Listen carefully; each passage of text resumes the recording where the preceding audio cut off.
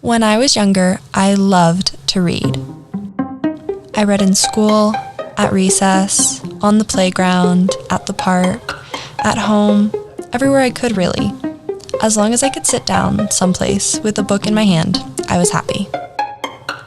Like an adventurer on a grand mission, I would scour my house for a nook where I could read.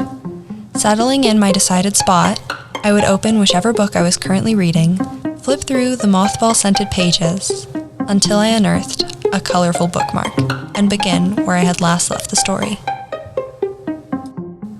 I could get lost in a book for hours, transporting myself into a world of detectives and killers, witches and warlocks, or demigods and goddesses, reading and rereading lines of dialogue in order to get a character's mannerisms just right, imagining how I would have reacted if I were one of the characters. I was in love with reading. But then, somewhat recently, that love began to fade.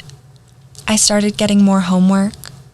I started getting more assigned books to read, more essays to write, more math problems to solve. By the time I finished my homework every night, I was worn out. I didn't have a desire to read more books after I had just spent 7 hours at school and 3 hours doing homework.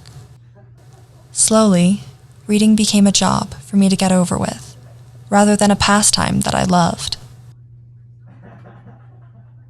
But over quarantine, as I sat aimlessly in my room day after day, I slowly began to pick up books again. I began to read and experiment with different genres.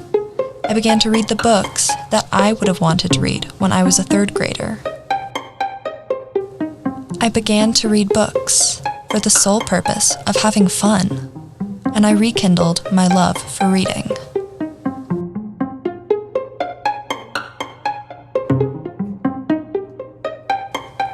So, I implore everyone, read the books that make you happy, rather than the books that you feel like you should read. Read the books that would make a third grade you happy.